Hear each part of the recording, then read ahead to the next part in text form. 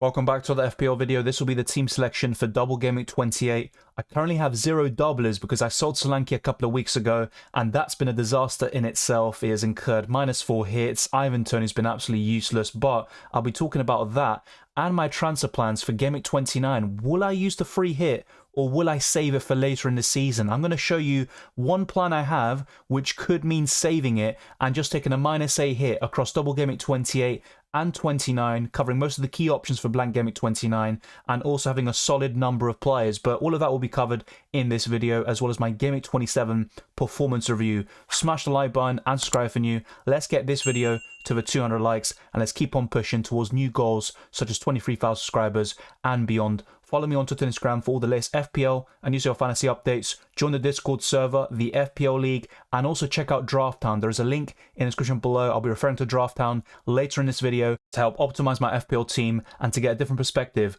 on my transfer plans and team selection. But without further ado, let's jump straight into this video. Goalkeepers have been an absolute pain this season. I got 7 points from Dubravka. There's not much complaints from that point of view. He got a clean sheet, he got a save point, and I made the right call going for a goalkeeper who kept the clean sheet, and I expected Newcastle to bounce back from their huge defeat against Arsenal and their pretty poor form overall. But I liked how Dubravka played in the FA Cup. He was man of the match in that game. He saved the penalty in the shootout as well, and I thought Dubravka was the better pick. I expected Everton to score against West Ham, and that's what ended up happening. I had Areola in my starting 11 for most of the week, and then just before the deadline stream I did put Dubravka in, and it stayed that way. And unfortunately I somehow ended up losing out on 6 extra points, as Areola got 13 overall due to that clutch penalty save on Beto. And Areola was really good in that game. He deserved a lot of points, but for him to concede and get 13, almost double Dubravka's, despite the fact that Newcastle were the ones that kept the clean sheet, that's where FPL sometimes can come down to luck and these fine margins. And another thing I thought about actually was Dubravka being quite good in terms of penalty saves, which he showed against Blackburn in the FA Cup. It is what it is. I got a return from my goalkeeper, but my bench was very frustrating this week. I had 21 overall, and one player did come off the bench for a 0-pointer, and you'll find that out in the defence. Of course, I'm on about none other than Pervis Estupiñán, who was looking quite good as an FPL option when he scored against Tottenham off the bench. He followed that up with 2 starts and clean sheets against West Ham and Wolves, and I bought him for that Wolves game. He got 8 points overall. But when he was subbed off at halftime against Luton Town, that was a game changer. That was the turning point, and Estupiñán has been an atrocious FPL option ever since that happened. It's a shame, of course, and I think Estupiñán can offer some value in the future. But at this moment in time, I think he's a definite sell, and he offers absolutely nothing. I started Pedro Porro just in case, but Ange Postecoglou did confirm that he was going to be out for another week. Estupiñán came off the bench for me with 0 points, and unfortunately those who got 8 points on my bench and 13 didn't come on, and I didn't get that same luxury. But it is what it is. My defensive line is the weakest part of my team, and I need to address it one way or another, and I should have done it last week. I was very close to buying Gabriel, and also Senesi is probably a blessing in disguise. I didn't go for the Argentine. I was quite worried about him picking up a yellow card against Burnley, and I also expected Bournemouth to concede in that game,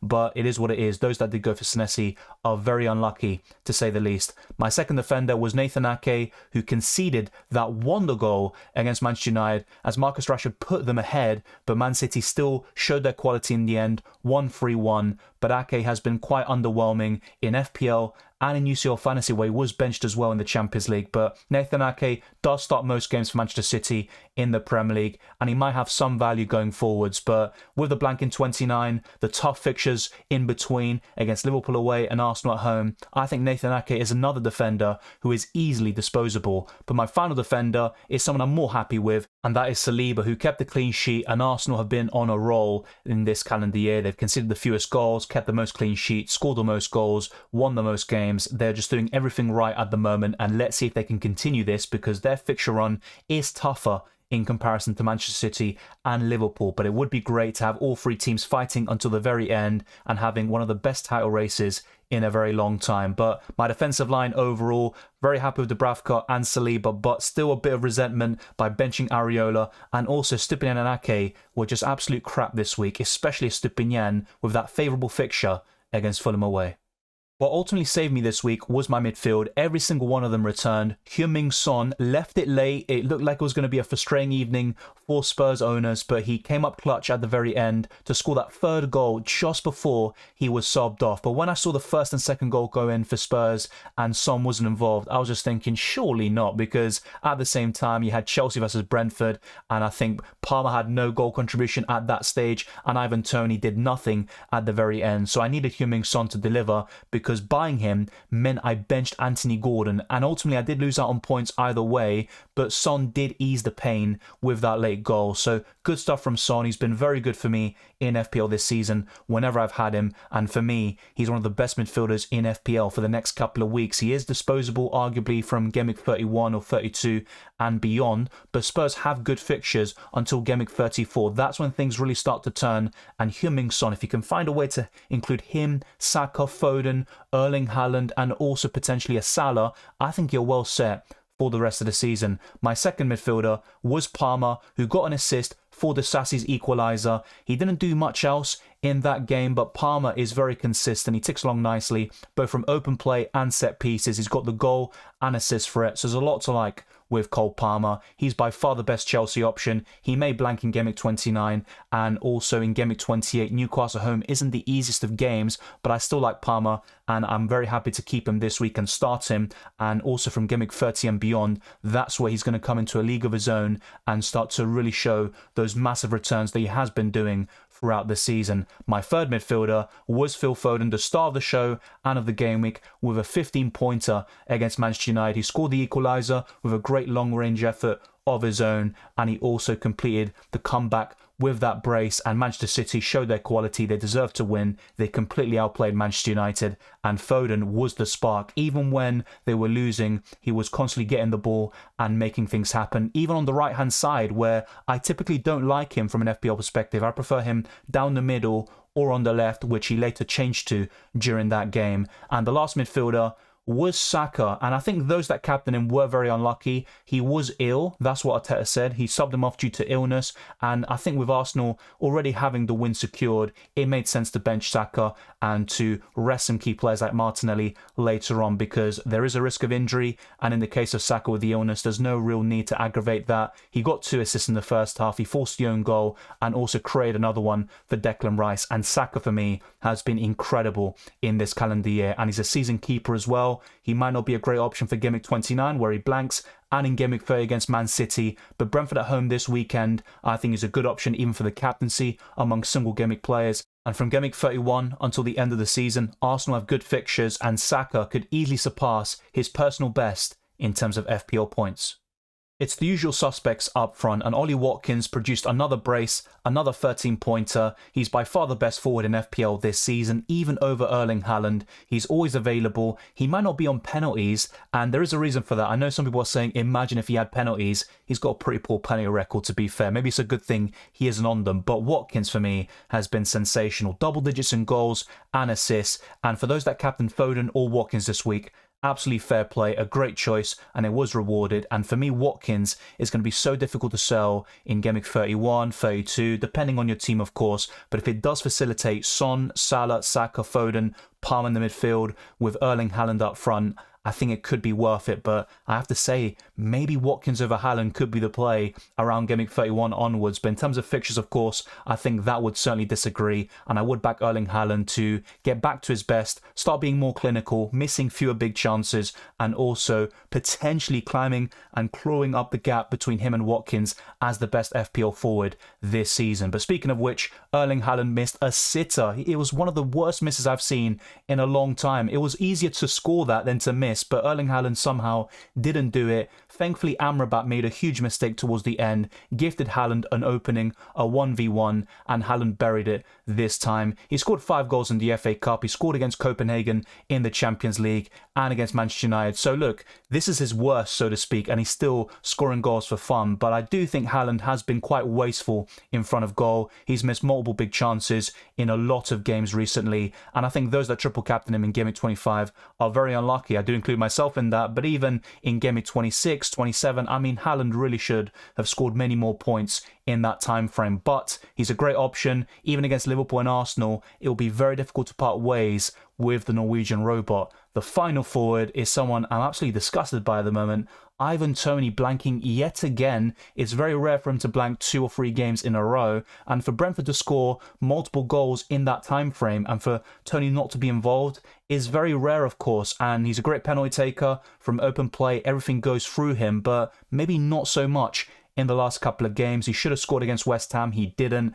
And ultimately, selling Solanke to Darwin in 25 and then buying Toney for Darwin in 26, all for hits, has massively backfired, and now I need to take at least another -4 hit to bring back Solanke because my defence is in dire need of really rejuvenating and improving that part of my squad. So overall, selling Solanke was a huge mistake. I still like Toney for Game Week 29, but I wouldn't buy him for your normal teams until Game Week 32 when Brentford's fixtures ease up. I'm now going to talk about my captaincy, my rank, and also a few other points about Game Week 27 before moving on to the Double Game Week 28 team selection portion of this video where I might take a -8 hit.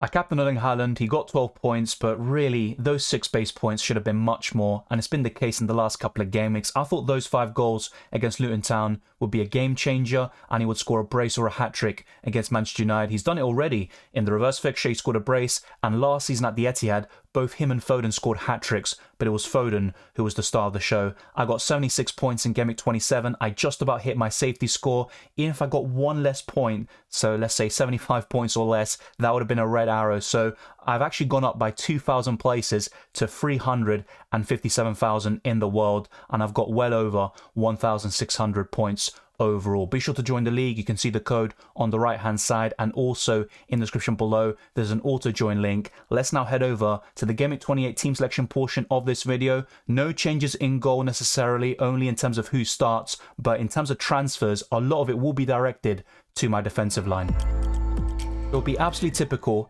if Areola gets 1 or 2 points against Burnley at home after so many FPL managers benched him in Game Week 27. But Areola, in terms of single game week goalkeepers this week, looks like one of the better options on paper. Neto's the clear standout this week, facing Sheffield at home and Luton Town at home. And really, he's the only one I really prefer over Areola this week. So Areola does come in for Dubravka, who's facing Chelsea away. Let's see how that pans out. Ultimately, I expect nothing from my goalkeepers. It seems like both of them blank most game weeks, and when one of them returns, the one on your bench does even better.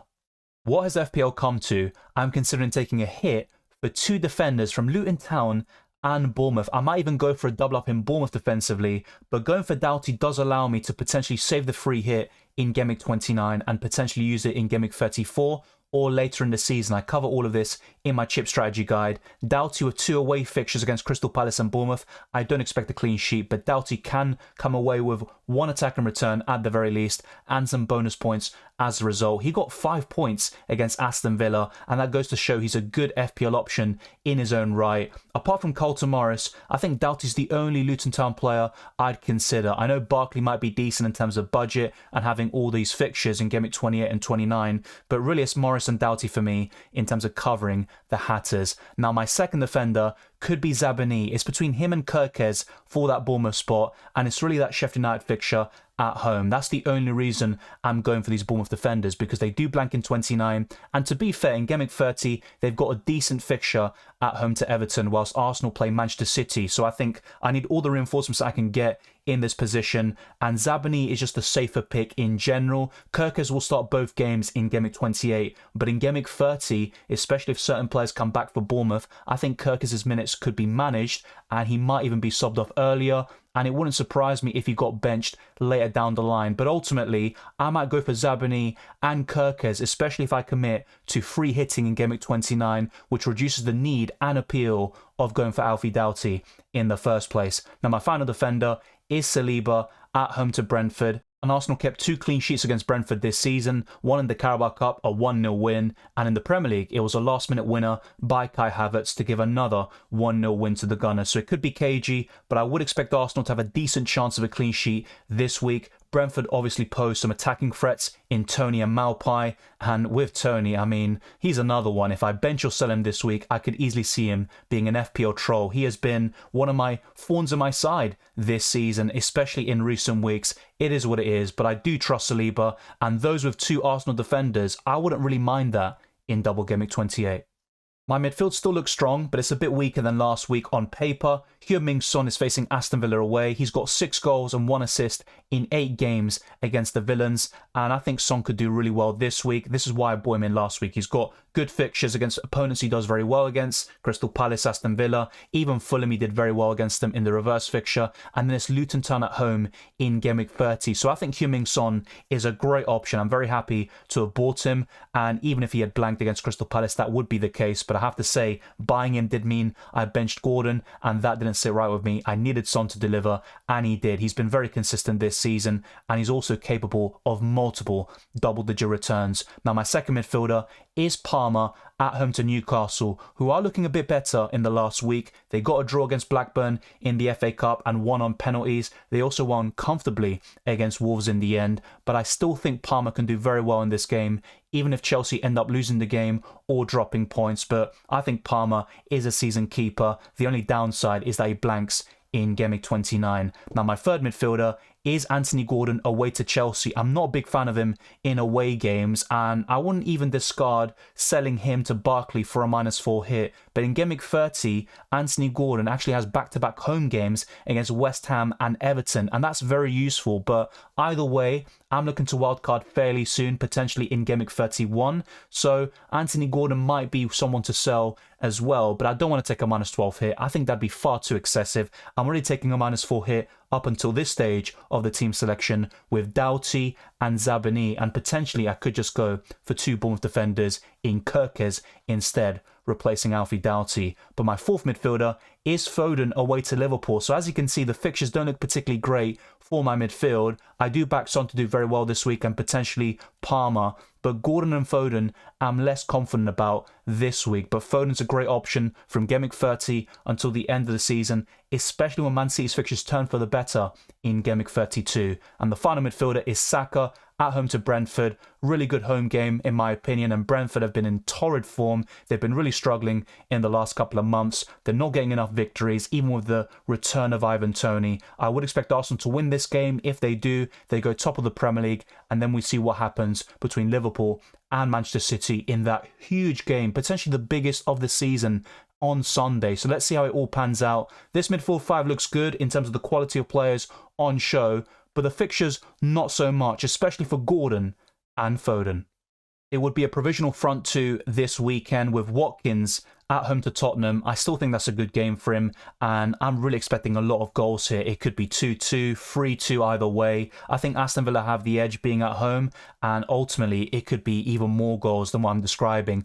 I really think the sky's the limit for the attackers this week. Bailey, Douglas Luiz, Watkins, Son, Maddison, all of them could do extremely well. As for the defenders, not so much. I'd bench all of them if possible. I don't see any of them coming away with anything unless they score or assist in that game. But the final striker and player in my team is Solanke, who I will buy back this week. There's no doubt about that. Unless he gets an injury or something happens in the interim, I think Solanke is just a no-brainer. The problem is, who do I sell? Erling Haaland or Ivan Toney? And depending on what I do, that will lock in whether I free hit in Game Week 29 or not, and whether I play a 3-5-2 or a 3-4-3 this week. So I'll talk about this in more detail in the next section coming up. So I'll talk about the captaincy, my bench, and then afterwards I'll use Drafthound and fpl.team to optimize my squad even further.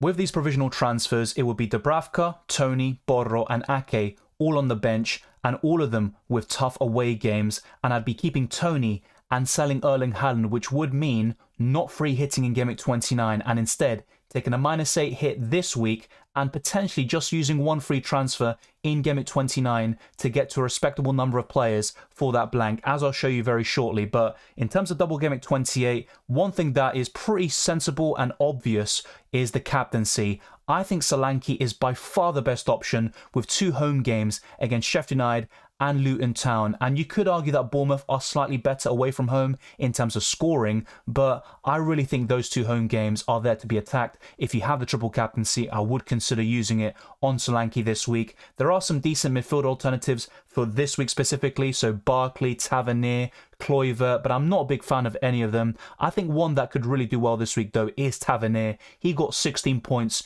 in the reverse fixture against Sheffield United. I'm not a big fan of his form and of what he's been doing recently, but he could be a decent differential in the midfield. But in terms of Bournemouth players, I think Solanke, Neto, and one of Kirkes or Zabani are the three best options. And from Luton Town, it's Morris, Doughty, and if I had to pick a third, it's probably Ross Barkley in the heart of that midfield. Let me know your thoughts down in the comment section below. Who are you looking to captain, and what are your transfer plans? Will you be free hitting in Game Week 29? There's a lot to consider, of course, and what you do now could well lock in your chip strategies, especially in regards to the free hit chip. But let's now move on to Drafthound and fpl.team, because there are some things that aren't locked in, and for me, one of them could be Zabani and Kirkes. I could be going for both, and it could be one or the other, and at this moment in time, I'm going for the Ukrainian centre-back, Zabani.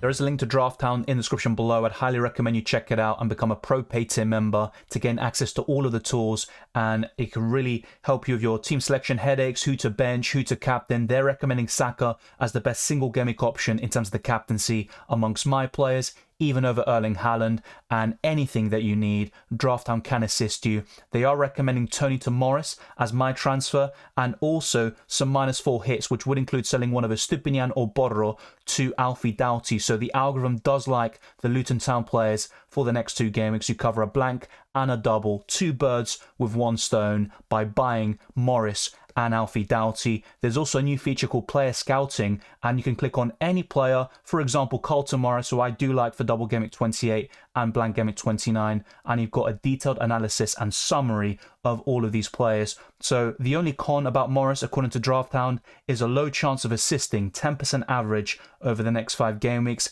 and also a neutral point about him being a decent goal scorer this season with 0.31 goals per game. But there's a lot to like. Projected high expected points, 24.5 over the next 5 game weeks. Also good value compared to other forwards. He is 5.1 million after all. Predicted to start and expected to play 172 minutes this game week. So 172 minutes out of 180 possible is very, very appealing to say the least. An above average chance of scoring, 28% average over the next 5 game weeks. And I think Morris could be a great differential for Double Gameweek 28 and Blank Gameweek 29. So be sure to check out Drafthound. There is a link in the description below. And let's now head over to fpl.team to visualize Blank Gameweek 29 and Gameweek 30.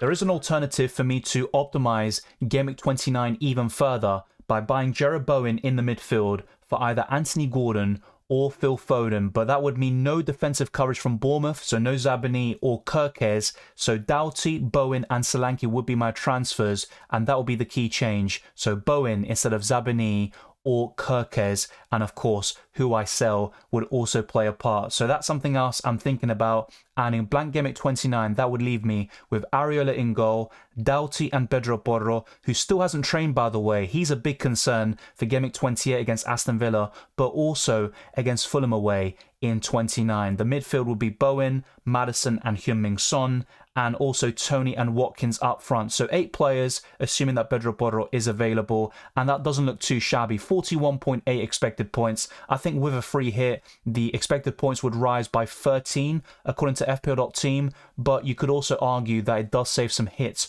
along the way, so I don't even need to buy Alfie Doughty in the first place, and the free hit is still worth it for a lot of people who are watching. It's a team dependent thing, of course, and if you have 8 players already, or potentially even more, and you're covering most of the key options for Blank Gameweek 29, I would recommend saving the free hit for later in the season. But if you're struggling to get to a respectable number, and most importantly covering the best options for Blank Gameweek 29, in that scenario I would use the free hit. And for me, the best options for Blank Gameweek 29 include Son, Maddison, Tony, Watkins and Jarrod Bowen. I'm not a big fan of any of the defenders. That includes Doughty, Pedro Porro, those from Aston Villa, and Region, who has the best fixture on paper, but I don't trust Brentford defensively. So there's a lot to think about. And in Gameweek 30, my defense would look weaker with the transfers I just talked about. So buying Bowen and also not getting a Bournemouth defender, because I would have Ake at home to Arsenal. Borro, if he's fit, at home to Luton Town looks good, but then Doughty away to Tottenham. So that's where